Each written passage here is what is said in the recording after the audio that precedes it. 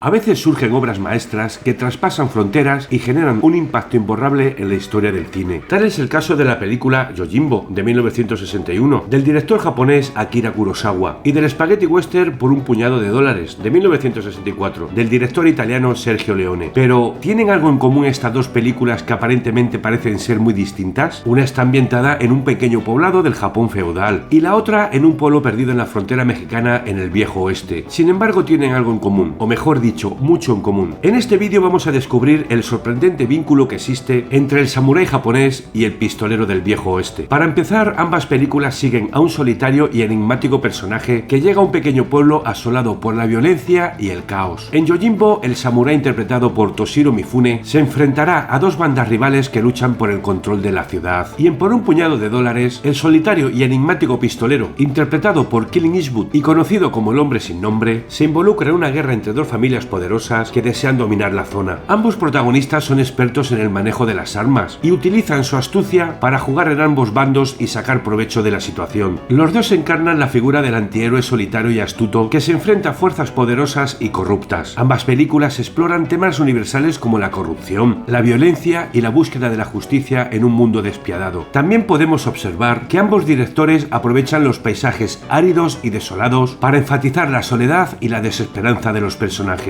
Al parecer, estas dos películas ya tienen varios puntos en común, pero lo que más nos sorprende es cuando observamos detenidamente varias escenas, y la similitud que hay entre ellas nos impresiona, lo que demuestra la influencia directa que tuvo Yojimbo en Por un puñado de dólares. Al inicio de la historia vemos cómo los dos protagonistas llegan a un desolado pueblo donde reina la muerte, y son recibidos por ella, primero montada a caballo y segundo entre las mandíbulas de un perro. Después de presentarse de una manera intrigante y misteriosa, el protagonista observa desde la taberna del pueblo la situación en la que se encuentra este, percatándose de que puede sacar provecho de la situación. Identificando primero a los personajes peligrosos, decide iniciar su juego empezando con un primer enfrentamiento contra los villanos, dejando bien claro desde el principio su habilidad y determinación, ya sea con su espada en Yojimbo o con su revólver en Por un puñado de dólares. Más tarde, ambos personajes conocerán al villano principal de la historia, del cual descubrirán su habilidad con las armas. En Por un puñado de dólares será con un rifle, mientras que en Yojimbo será con un revólver. Es interesante destacar que ambas películas suceden casi en la misma línea temporal. Por un puñado de dólares se desarrolla entre 1861 y 1865 y Yojimbo en 1860, lo cual explica por qué el villano tiene un revólver en su poder. También se destaca el personaje de una mujer en la película, que es secuestrada por el villano y no puede esperar para ver a su hijo, pasando a otro enfrentamiento para intentar rescatar a la joven, que nos llevará a una casa donde los forajidos la retienen. El protagonista acabará con ellos y destruirá la casa, liberando así a la joven y llevándola junto a su hijo. Otra escena que destaca es aquella en la que se revela el juego del protagonista, recibiendo una tremenda paliza, aunque logrará escapar escondido en un ataúd y observará un enfrentamiento sangriento entre las dos bandas. Finalmente llegamos al clímax de la historia, una de las escenas más destacadas, el icónico enfrentamiento final entre el protagonista y los villanos principales, en un ambiente fantasmagórico en el que el personaje aparece como si hubiera resucitado de entre los muertos. Llega el duelo final, y que acabará como deseamos todos. Al final, el personaje principal se marchará del pueblo. La conexión entre estas películas va más allá de las similitudes de la trama, quedando claro que Sergio Leone se inspiró abiertamente en Yojimbo para crear Por un puñado de dólares e incluso fue demandado por plagio. Sin embargo, Leone también aportó su estilo único, añadiendo elementos del spaghetti western y desarrollando su propio lenguaje visual y narrativo. A su vez, Por un puñado de dólares influyó en el cine japonés, generando una ola de películas similares conocidas como western chicheroke. Está claro que estas dos películas marcaron un hito en la historia del cine, redefiniendo el género del western y dejando un legado perdurable. Estas dos películas nos demuestran la trascendencia del cine como un lenguaje universal, siendo su legado muy relevante hoy en día. En los próximos vídeos que aparecen en pantalla tienes más sobre el western.